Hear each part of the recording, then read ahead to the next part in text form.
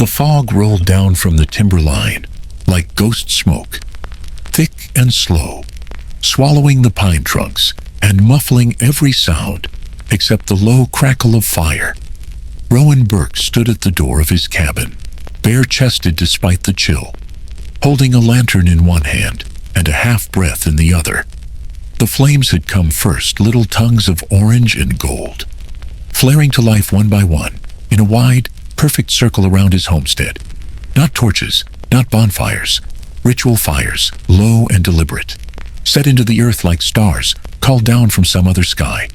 They lit the mist from beneath, casting an eerie glow that made the ground seem to float. Then the shapes appeared. They moved with no sound but the occasional shift of a deerskin, the creak of wood or bead, the rustle of feathers. Men and women from the Ute tribe, wrapped in ceremony, paint, and silence, stepped through the fog as if summoned by the mountain itself. No weapons raised, no words spoken, just eyes. So many eyes, calm, unreadable, and fixed on him. Rowan's heart beat a slow, thick rhythm, not fear, something older, deeper, like the land itself had turned to watch him. At the center of them stood a child, a girl no more than 9, her long black hair braided in twin cords over her shoulders. Her skin was painted in soft streaks of blue and red. She held in one hand a silver bell, its mouth cracked and darkened, and in her eyes there was something that caught Rowan like a snare. Not innocence, not even recognition, but memory, like she had known him before either of them had names. Rowan lowered the lantern. The flame inside danced wildly, as if it too could sense what was coming. The girl took a single step forward. The circle did not move with her. She raised the broken bell in both hands, presenting it like an offering or a sentence. And that's when the past surged back through Rowan, like a winter river breaking ice. 3 nights ago, it had snowed. In June, he'd been halfway up the ridge, axe in hand, chasing daylight and dry pine. The clouds had turned dirty early that day, hanging low, like they knew something he didn't. The wind had shifted westward, cold and sharp, and within an hour it wasn't rain that fell, but snow, dry and bitter, dusting the mountain like powdered bone. He heard the sound before he saw her, a low whimper, broken and wind-bitten.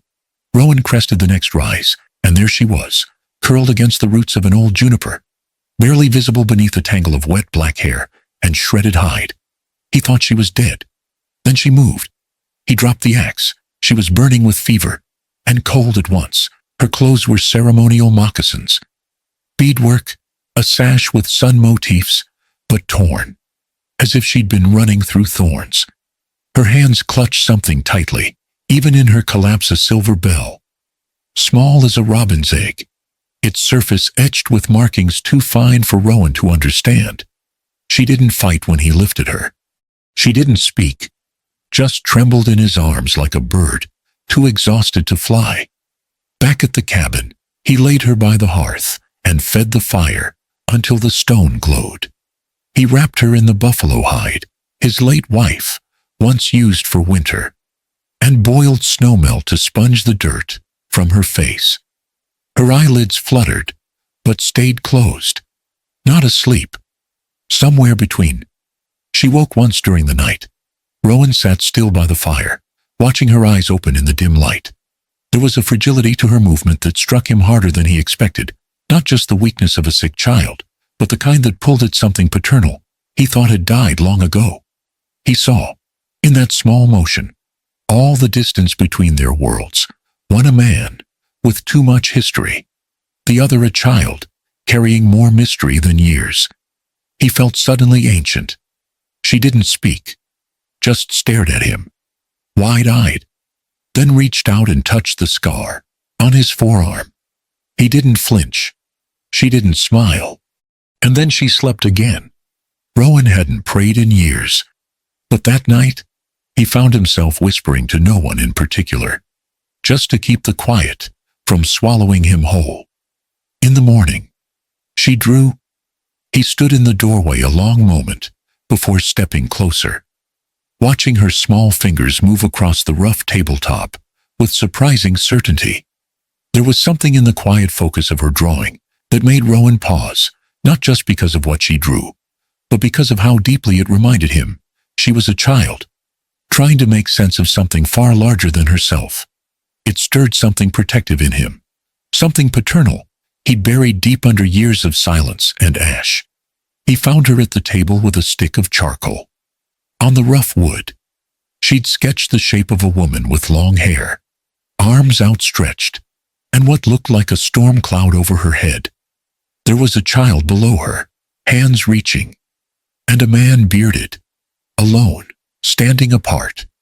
The figures were crude, but Rowan felt like his lungs had forgotten how to work. His wife had drawn like that, fast and sure, simple, but true. He'd buried her 10 years ago, or so he thought. He asked the girl her name. She said nothing, only lowered her eyes, as if the answer was too far away or too complicated for words.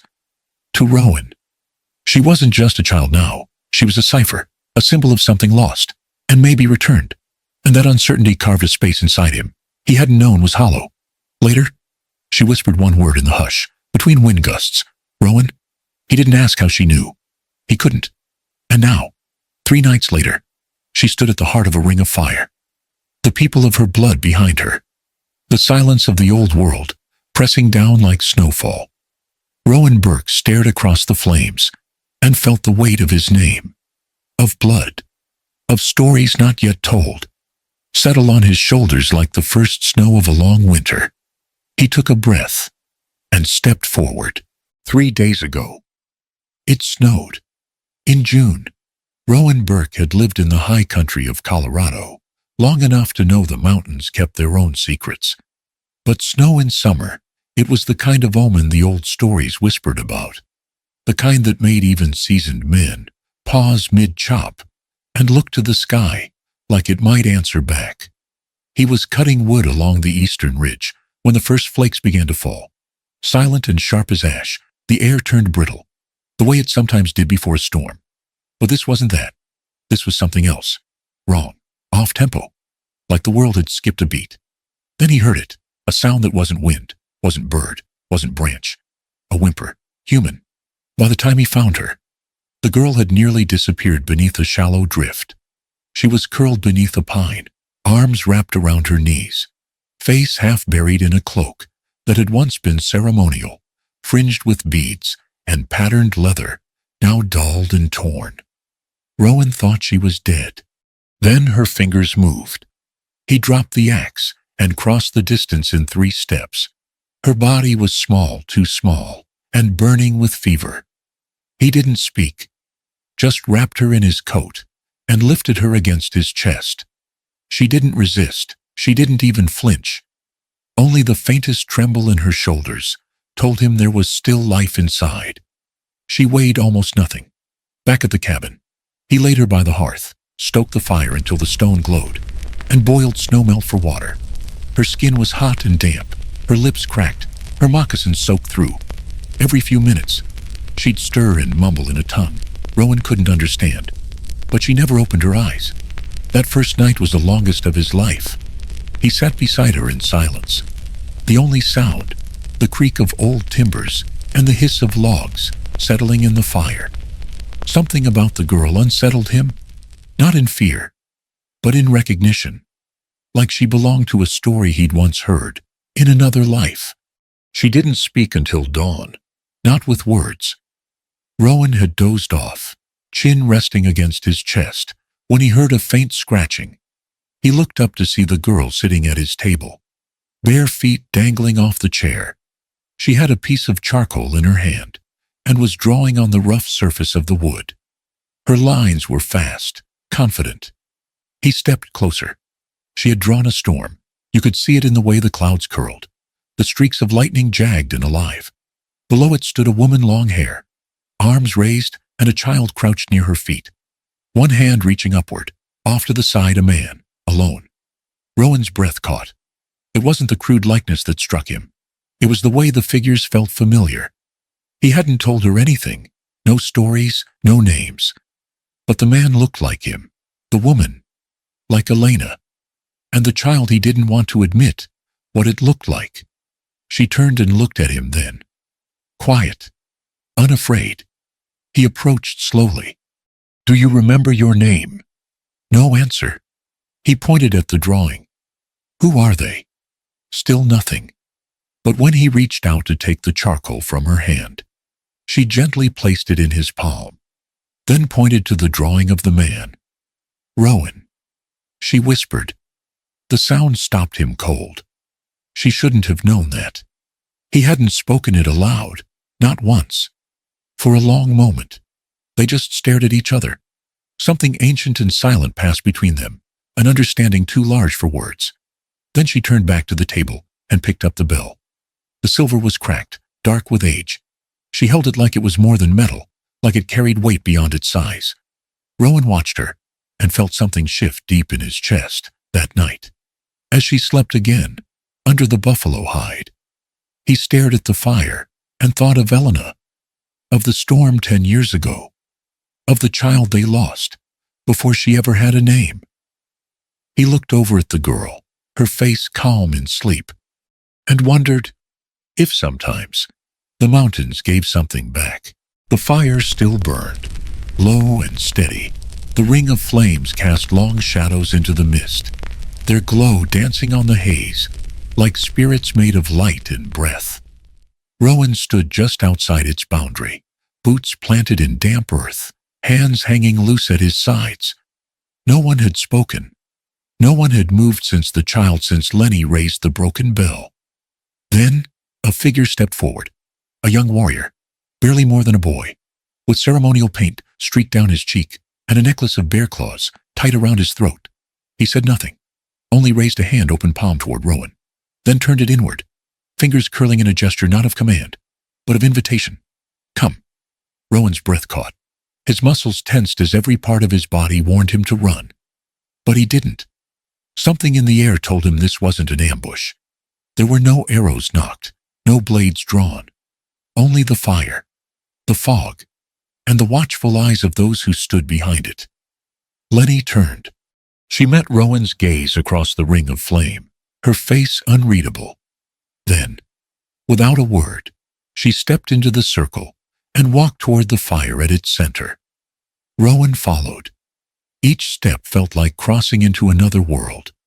The earth softened beneath him, the scent of pine and smoke rising thick into his lungs. The mist clung to his shoulders like cloth. The silence around him was total, so heavy it rang in his ears.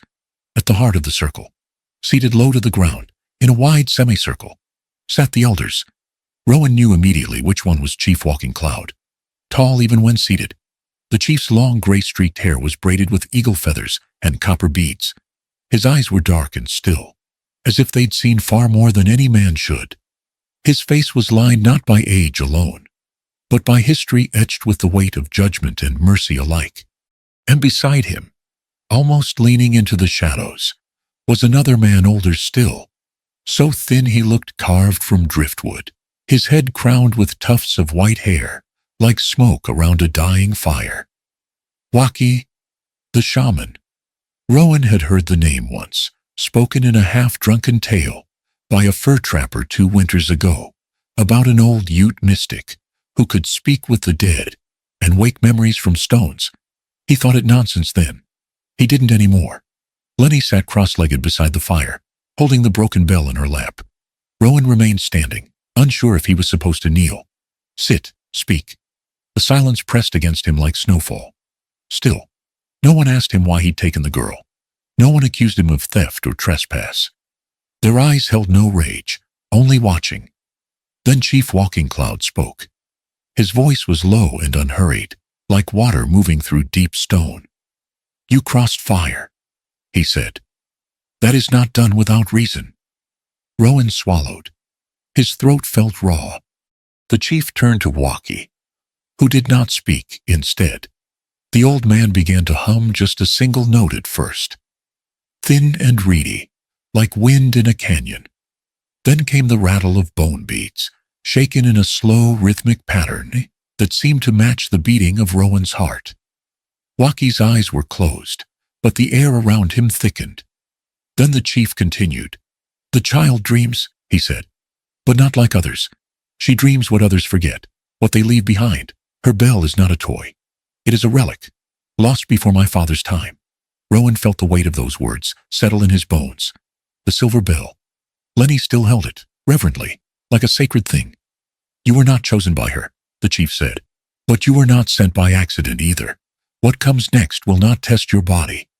He paused. The flames shifted. It will test your soul. Rowan didn't speak. Couldn't. He only looked at Lenny, whose eyes were no longer those of a child. In that moment, they seemed ancient. She had brought him here, and he had stepped into fire. Chief Walking Cloud leaned forward slightly, as though weighing Rowan with his eyes. There is an old name, he said. We do not use it lightly. It means she who dreams for others. He glanced toward Lenny. This child is one of those, a dream bearer. Her sleep does not end when her eyes open. She sees the paths of those before her, sometimes even the ones yet to come. A murmur ran through the ring of elders, neither approval nor doubt, but the sound of acknowledgement, as if they had long suspected, and now it had been confirmed. The bell, the chief continued, is not just hers. It belonged to the last storm sleeper, our tribe's final spirit messenger. It vanished during the winter of ash. Rowan's gaze dropped to the bell in Lenny's hands. It shimmered in the firelight, cracked but whole. Its voice lost, but its presence undeniable. She found it, the chief said. Or it found her. And you carried her across the snow, across the silence. That makes you part of this now. Waukie's voice cut the air like dry wind through cedar bark. The storm chose him. It wasn't a question. The old man rose slowly, bones creaking like old branches. He walked a half circle around the fire until he stood directly in front of Rowan. We do not accuse you, he said. No one claims you took her in harm. But a path crossed like this must be proven. He raised a hand thin and shaking, but filled with ancient power. You must face the trial of the storm sleeper. Rowan stared at him. The words landed without sound, but the meaning thundered beneath his skin. What kind of trial, he managed to ask. Waukie's face didn't move. Not pain, not blood. You will not fight us. You will face yourself. Your soul must be weighed in the night by the spirits who remember when men forget. Rowan felt the circle around him tighten, not with bodies, but with memory, with expectation. And if I fail, then you are nothing, Waukie said. The wind will forget your name. The child will walk alone. Rowan looked at Lenny. She did not flinch. She held his gaze with quiet strength, as if she'd known all along this moment would come. A stillness settled over him, deeper than fear, older than doubt. He nodded. Then let it begin. And somewhere, far beyond the firelight, thunder rolled. Rowan sat at the edge of the fire circle, the earth beneath him warm with ancient breath. The night had thickened, pressing in like a slow-moving tide. Around him, the elders chanted softly, voices weaving through the mist, like low wind through pine boughs. The trial had begun, but no blade was drawn, no vision summoned. Instead, Lenny moved. She had been still, seated cross-legged by the fire, hands in her lap. Then her eyes slid shut, not with the soft weight of sleep, but as if seized by something far deeper. Her head tilted slightly, her body swaying to some rhythm no one else could hear. Then she began to speak. The voice that came from her lips was not hers. It was low, womanly, seasoned with age and sadness, carrying the cadence of memory long buried. It was a voice that didn't belong in a child's throat, a voice that stopped every breath in the circle. I ran when the snow came, it said. I ran with life inside me. He said he'd wait, but the men with fire followed. Rowan froze. The voice continued, its tone steady, like a tale repeated too many times. I wore the bell so they would hear me dream, so the child would be born, with the sound of the sky in her ears. I crossed the river before dawn. But they caught up. Lenny's head rolled back slightly, and tears spilled down her cheeks. Though her eyes remained shut, her hands clutched into small fists on her knees. He didn't know. He thought I left, thought I turned my back on the mountain. But I was running to him, not away. Rowan's heart slammed in his chest. The firelight seemed to blur at the edges of his vision. He looked around the circle, but no one else moved. They were listening, not with curiosity but reverence, as though a spirit had stepped into their circle. The voice softened. I hid in the canyon where the wind howls. I screamed when the blood came. I held her once, just once. And then the shadows took me. Rowan's breath caught. Her, a woman, pregnant, chaste, bearing the bell, dead before sunrise. His mind leapt to 1,000 fragments, none of them new, only suddenly reassembled. The wife he'd loved, the Apache woman who taught him silence and stars. She'd vanished one spring without a word. Some said she'd left. Others said she returned to her people. Rowan had believed both. And neither. Now, this voice, these words, echoing from the mouth of a child. Lenny, she whispered the final words like smoke, vanishing in morning light. He never knew. I died with her name in my mouth. Rowan. Then silence. Lenny slumped forward, caught by one of the elder women before she could hit the ground. Her small chest rose and fell, with shallow breaths, her body limp but unharmed. She slept now, truly slept, yet the fire had shifted. The wind too. And Rowan, he felt hollowed. The weight of that voice, that confession hung over him, like snow-laden branches. The woman in the canyon, the bell, the betrayal, the grief he'd never named. And a name spoken in death. His name. He didn't speak. Couldn't. But every piece of him screamed with recognition. Lenny wasn't just a lost child. She was part of him. His chest tightened, the frostbitten silence inside him, built over years of solitude and pain, cracked wide open. And for a moment, he was no longer the man in the circle, no longer the wanderer or the wary outsider. He was Rowan, the husband who had waited by the window too many nights, the man who had carved her name into wood just to see it again, the fool who thought silence was safer than hope. His hands trembled, not from fear, but from memory. He remembered the way she braided her hair, the way she laughed at birds, the way she touched his scar, like it meant something holy. And he remembered that spring, the one where she never came back, the one where he'd convinced himself it was better not to ask why. Now he knew. She had run to him. She had died whispering his name. And the child she carried was now the girl he had carried through snow. The grief hit him like an avalanche. Not loud, not violent, just total. It buried every breath, every doubt, every selfish hope that she had simply chosen another road. He had buried her, unknowingly, for 10 long years. And now, in the crackling firelight, that ghost had reached out through a child's voice to say goodbye. Or perhaps not goodbye. But now, you know. He looked at Lenny, small and sleeping in the arms of the elder, and whispered, so only the mountain heard, I'm here. I'm still here. The fire crackled, the circle waited, and the mountain held its breath. Lenny stirred as the first fingers of dawn began to filter through the mist. She blinked slowly, disoriented, her small hand tightening around the elder's robe. Rowan moved to her side instinctively, kneeling. She looked up at him, really looked, and this time, there was no fear in her eyes, only something soft, something that knew. Waki stepped forward.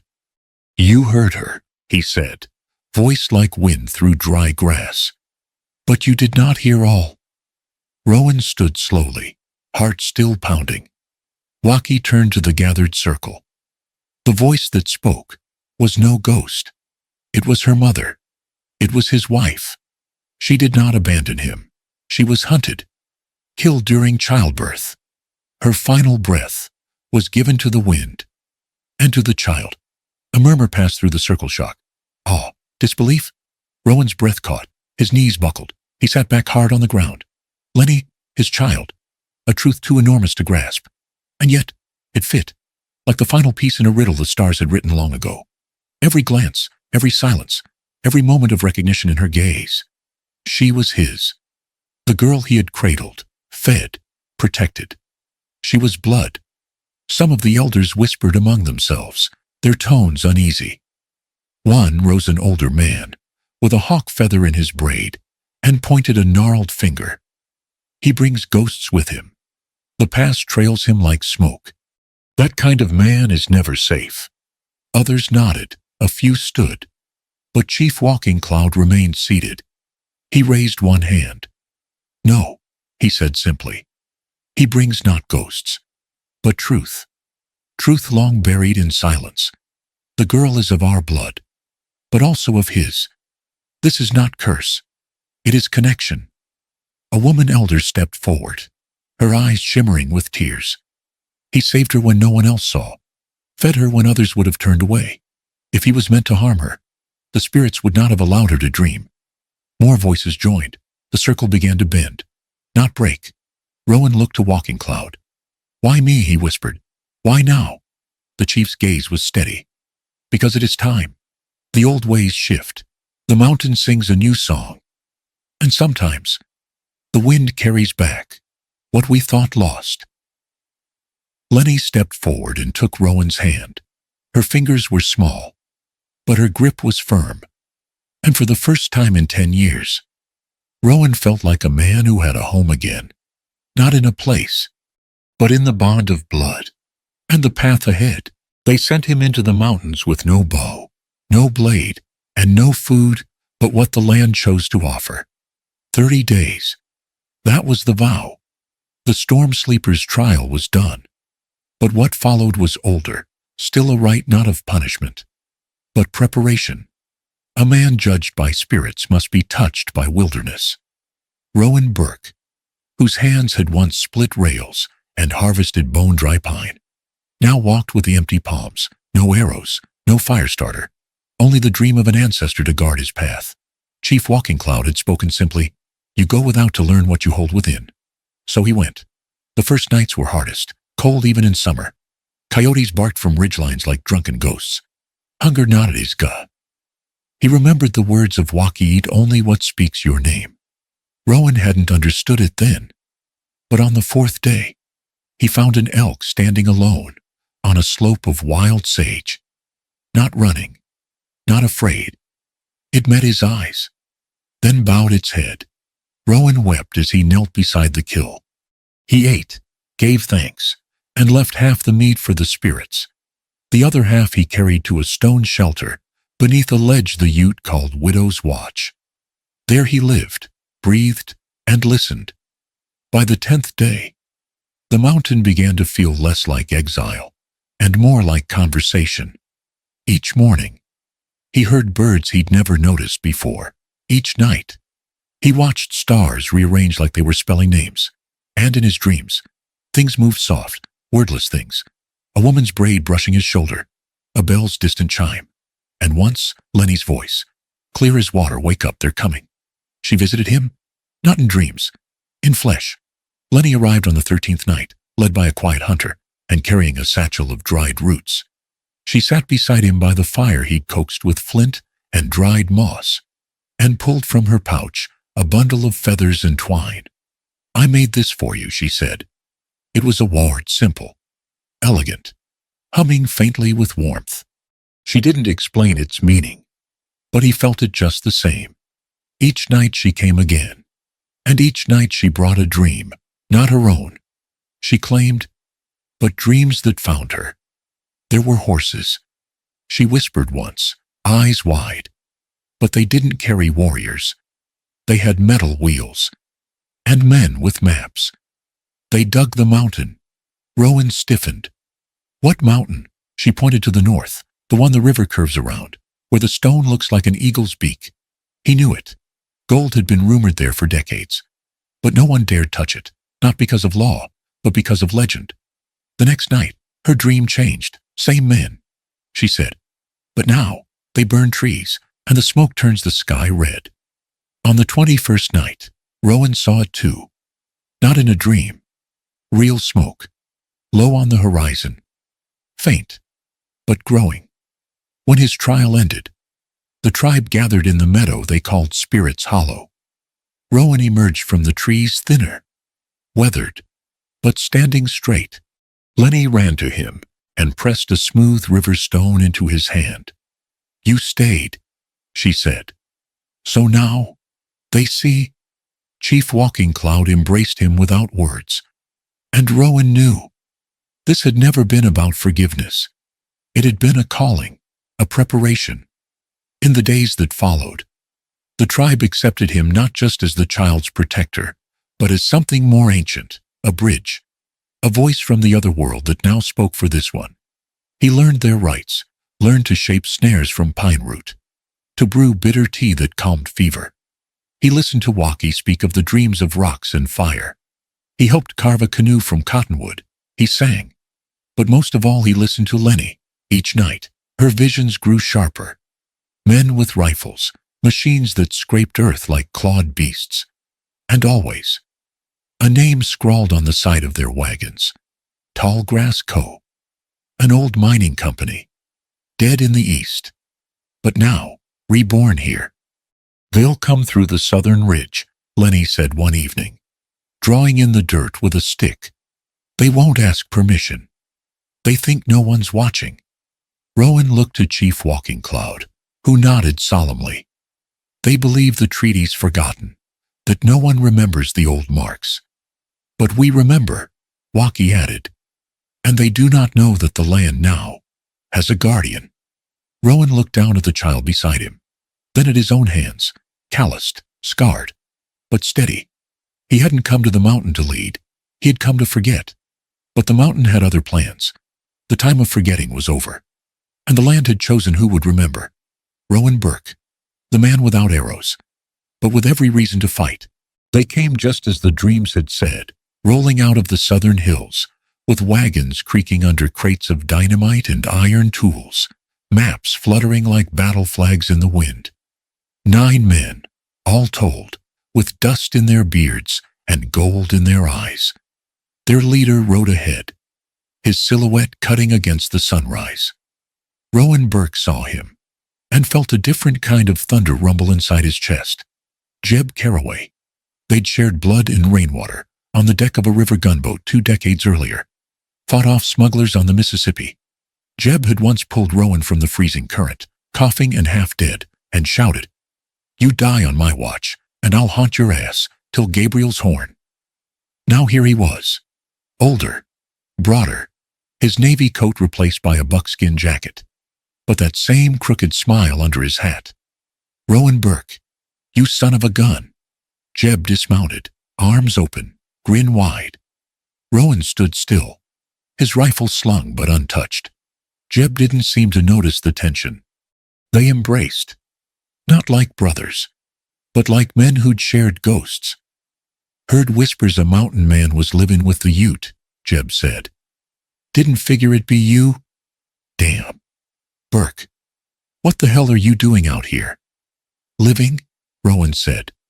One word, no warmth in it. Jeb looked at him a second longer, then chuckled as if to shake off the oddness. He clapped Rowan's back. "We're here on contract. Syndicate from the east, real money men. Claims go back a decade.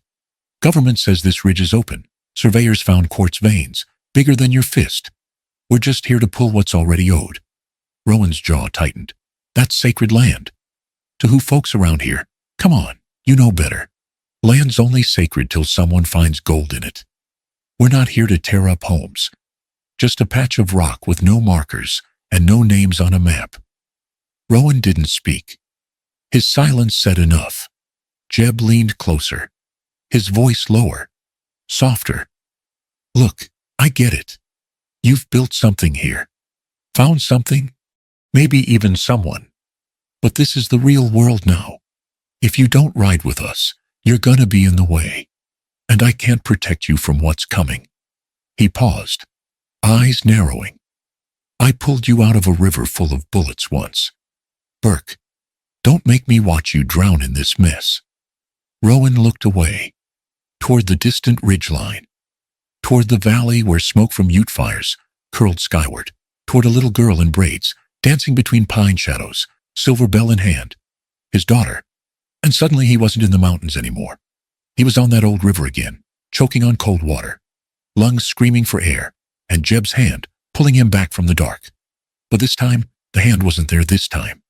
Jeb stood on the other shore, with a gun and a contract. Rowan felt the tear inside him, sharp as a blade. One path led to blood, the other to betrayal. Either way, something had to break. Jeb rested a hand on Rowan's shoulder. "You're a good man, Burke, always were. But good men don't survive long unless they pick their ground. Think about it." Then he turned and walked back to his men. Rowan stood alone, the cold wind sliding between the trees like a whisper. He didn't move. He couldn't. The storm wasn't on the mountain. It was inside him now, on the eve of the fated day. As the mountain air held its breath, Lenny silently slipped away from the gathering circle. No one followed her except a wind, sharp and cool, like the last exhale of dusk.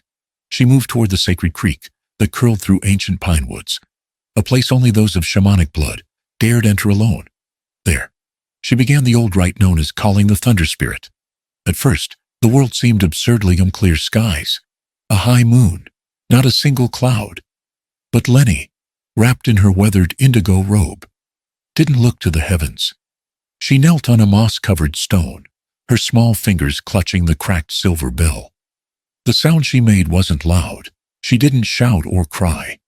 It was a chant, old and steady, like echoes from a place older than memory. Soon, the wind began to stir, not ordinary wind, but a force that rose from all four directions, coiling around her like an invisible cyclone. The sky dimmed, clouds thickened where none had been. The first thunderclap didn't come from the sky. It rumbled up from beneath the earth, as if the mountains themselves were waking. Rowan, standing some distance away, felt the wind slap his skin like a warning. When the first bolt of lightning carved a purple scar across the sky and lit Lenny's face with unearthly glow, he understood she wasn't just calling a storm. She was summoning something older. She was calling the natural order back into balance, where earth still spoke and thunder was the voice of ancestors. The next morning, dawn broke not with warmth, but with tension. The dirt trail that led into the sacred basin trembled with the approach of wheels and hooves. Jeb Caraway and his gold-seeking men arrived, armed not just with tools and maps, but with explosives, legal claims, and the weight of Eastern money. Rowan stood waiting, alone, no rifle, no bow, no armor, just a man, wind in his hair and shirt, standing at the threshold. Pinned to his worn leather vest was the frayed naval insignia he hadn't worn since Mississippi. Jeb pulled his horse up short when he saw his old friend, brows furrowed. There was caution in his voice, Rowan. "I didn't come looking for blood. Let's be reasonable." Rowan didn't raise his voice. He didn't need to. There are places no man has the right to disturb. Land that carries bones and stories older than any claim on paper. You saved my life once, Jeb. But today, I don't stand here for me. I stand for the voices beneath this soil. A thunderclap exploded overhead, followed by a bolt of lightning that split the mountaintop behind Rowan. The ground shook, horses reared. A pine tree cracked in half, as if struck by a god's axe. But Rowan didn't flinch. "You hear that, Jeb? That's not my threat. That's the land's answer. I don't need a weapon, just a place to stand." Jeb turned to look at his crew. Fear flickered in their eyes, not fear of Rowan, but of something greater, of the storm, of the wrongness, of something watching. Then Jeb dismounted, slowly, silent. He spoke only once, "I won't fight a god." He gave the order to pull back. No shots were fired. As they withdrew, Rowan turned and walked toward the tree line. There, standing quiet and unmoved, was Lenny with a silver bell trembling lightly in her hand. She nodded at him, not in surprise, but as if she'd always known it would end this way. News of Jeb Caraway's unexpected retreat did not go unnoticed. Just 3 weeks later, a caravan of white canvas-covered wagons rolled up to the edge of the sacred valley, bearing no guns, only documents. They bore the crimson seal of Harmon and Lyle Consolidated Mining, a powerful corporation based in Philadelphia with a long history of crushing native communities under the weight of money, influence, and legal loopholes. Leading the entourage was a man dressed in a gray wool suit, high collar, and a silk scarf clothing that looked painfully out of place in the mountain air. His name was Thaddeus Monroe, legal advisor to the company. His hair was black and slicked back, his voice smooth as velvet, but his eyes gleamed with surgical precision. Rowan spotted him that very morning, just as he was teaching Lenny how to twist sapling cords for a bird snare. The child's face lost its usual lightness, replaced by an instinctive alertness. She didn't need words to understand. The storm wasn't over. Monroe didn't ask permission before stepping into the sacred fire ring. He simply pulled a folded paper from his breast pocket and unfurled it with the confidence of a man reading a sentence from the bench. The federal government granted us mineral rights here in 1872. Whatever happened with Mr. Caraway was a regional misunderstanding. I'm here to ensure there are no further disruptions. Rowan stood facing him, calm but unmoving. The skin around his neck tightened. There's no misunderstanding, he said. You're standing on land that was never yours. Monroe smirked. The law doesn't concern itself with legends. It concerns itself with ink and signatures. At that moment, Chief Walking Cloud stepped forward quietly, yet with a presence that commanded the space. Beside him, Walkie stood, his weathered eyes catching the high sun like polished stone. This man, Walkie said slowly in English, comes bearing threats. But the thunder has already spoken. If they won't hear the voice of the land, they'll hear it from the bones. Monroe didn't flinch. He set the paper gently in the center of the fire circle and said, You have 30 days to withdraw or cooperate. If not, we'll return this time with the backing of the federal army. He turned and left, without waiting for a response. But Lenny, still standing at the edge of the pines, lifted the cracked silver bell and rang it once short, sharp, and cutting through the stillness like a knife through fabric. Rowan heard that bell and felt a cold weight settle in his chest. Not fear, but certainty. The next battle wouldn't be fought with words alone. That night, Lenny dreamed again. She awoke before dawn and sat by the cold embers of the hearth, staring into the gray light with eyes too knowing for her age. They don't carry guns, she said softly to Rowan. They carry stamps and silence, but their silence is louder than war. Rowan didn't need to ask who they were. He understood. This wasn't over, not by force, but by parchment. Walking Cloud gathered the elders in council that morning, with Walkie translating, and 3 elders who had once learned to read English at a missionary school. They began to search. They dug through brittle sheaves of old tribal scrolls, traded memories with mountain monks, and even sent word to a professor in Santa Fe who specialized in land treaties. And they found it, a document dated 1851 signed by a government surveyor and the head man of the Ute tribe, marking the land around the sacred spring as protected ceremonial territory, never to be included in land grants or sales, forgotten, misfiled, but real. Rowan helped transcribe it onto new paper. The parchment was delivered in a ceremony under moonlight, witnessed by the full council, and guarded by silence. Walkie added the blessing of 7 winds upon it, and Lenny, dressed in ceremonial beads, placed the silver bell on the table beside it. Then, Rowan made a choice.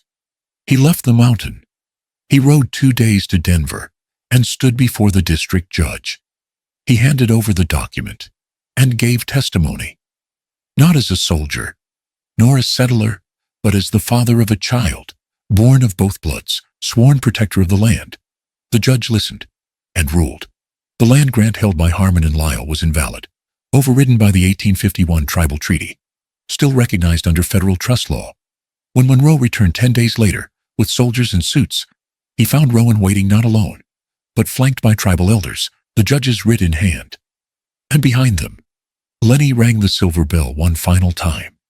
Monroe read the order, said nothing, then turned his horses around and rode east. That night, beneath the stars, Waki led a final rite. The silver bell was buried at the crest of the sacred spring. Its echo would no longer travel through time, because it had found its answer, and the land would sleep, for now, unbroken. When the dust settled over the valley, when Harmon and Lyle's wagons had vanished eastward like a bad memory, life began to settle into new rhythms beneath the shadows of ancient pines. Rowan Burke never returned to town, not fully. He remained in the sacred basin, where the creek's voice had first called him, and where he had been reborn. But he was no longer only a man of two worlds. He had become the keeper of thunder. In the days that followed, the Ute elders gathered around Rowan and Lenny in the clearing by the whirlpool spring. Around that fire, a new covenant was spoken. Rowan would serve as the Kiona, the keeper, a living bridge between the tribe and the world beyond. He would stand guard over the sacred land, assist in ceremonies as both protector and interpreter, and continue listening to Lenny's dreams. The elders pressed into his palms the ceremonial staff, carved from a lightning-struck pine branch, its bark etched with spiral symbols. It was not a weapon, it was a promise. That morning, as sun slanted through the canopy, Rowan did something he had never done before. He spoke publicly in Ute tongue, his accent still thick, but his voice steady. "May thunder sleep easy here," he said, "and may all who walk this valley dream with respect." No coin was exchanged, no deed was signed. Only a quiet nod passed through the circle. Then he turned to gather kindling for the next ritual fire. Years passed, and Rowan's life settled into harmony. He built a modest lodge at the rim of the sacred basin, crafted of pine and stone, with windows facing east and west, watching both first light and last. Lenny's little lodge stood beside his, smaller but every bit as sacred. Village children called him Uncle Rowan. Others visiting Ute families called him Kiona, and sometimes they simply said Thunderman. He didn't carry a rifle anymore, only a pouch of seeds, flint, prayer beads, and a notebook where he sketched weather patterns and followed Lenny's growing visions. He taught older youth how to read survey maps so they wouldn't be fooled again, but also how to listen to birds, how to feel the mountain breathe, and how to greet the thunder as kin, not threat. Outside, townsfolk stopped calling him a hermit. Hunters and prospectors still peeked down into the valley. Curious, none crossed the sacred boundary. They saw the placard-protected land treaty of 1851 and knew to honor it. Lenny grew tall and calm, her braided hair interwoven with eagle down and silver threads. She became Nunadoa, the dream woman, the first female shaman of mixed blood, recognized by her tribe. Each summer night, she led the dream council by moonlight at the whirlpool spring. She would clap her silver bell 3 times, giving voice to ancestral melodies. People came from distant villages to witness. She channeled visions of her mother's final steps under the storm moon, of the land healed, of the men with stamps who once came and turned away at thunder's voice. Under her guidance, the creek basin became a place of reconciliation. Ute and settler families came together in quiet gatherings, sometimes to trade stories, sometimes to fish, more often simply to sit in mutual respect beneath whispering pines. Rowan watched with gratitude. Each time Lenny smiled, he saw both his daughter and the daughter he had lost, and he whispered his thanks to the spirits in 2 tongues. It was enough. On the first anniversary of the final rite, Rowan and Lenny climbed to the crest above the sacred spring. Lenny's silver bell, imbued with dreams and stories, was placed one last time near the buried one. Together, they became a twin cairn of memory. Rowan spoke softly, as if to the valley itself. "Thunder may sleep now, but when it wakes, may it do so, knowing it is heard. May all who listen belong." They laid hands together on the cairn. Lenny rang her bell once clear and mild. Then she tied Rowan's gauntlet to the branch-carved staff and pulled it free. The staff would remain, upright near the water. "You are home," she said, "as is this land, our land." They walked back, stepping over lichen and moss, leaving only footprints and a legacy of peace. 12 summers have passed when you children ask about Storm Man and the Dream Woman. They're told the story with low voices beside the spring, where the pine roots twist like lightning. Remember, the elders say, white men learn to shoot from a gun, but only those who learn to listen. When thunder sleeps will live in its shadow. The lodge windows now reflect the golden curve of the creek, and beneath them, the land stretches in quiet promise. The treaty markers stand visible, painted and written in both tongues. And if you were to stand there on a still day, you might just hear a distant thunder, soft, hopeful, not the roar of war, but the lullaby of a valley, cradled back into harmony. When the thunder sleeps, may we remember to listen. And now, the storm has passed. The silver bell sleeps beneath sacred earth. Rowan Burke, once a man without arrows, now watches over a valley where 2 bloodlines meet his, and the old spirits of the mountain. But the wind still carries questions. So let me ask you, if you were Rowan, standing alone on the boundary between 2 worlds, one of blood and duty, one of dreams and old fire, would you raise your rifle or lower your hands and listen to the thunder sleeping beneath the soil? In this life, not all battles are fought with bullets. Some are won with silence, with memory, with mercy. So now it's your turn. If you were in Rowan's boots, what would you have done? Would you protect a child whose blood calls to yours, or follow orders and maps drawn by someone far away? Let us know in the comments, because this story doesn't end here. Not really. It begins again every time someone chooses to listen instead of fight. And maybe, just maybe, that someone is you.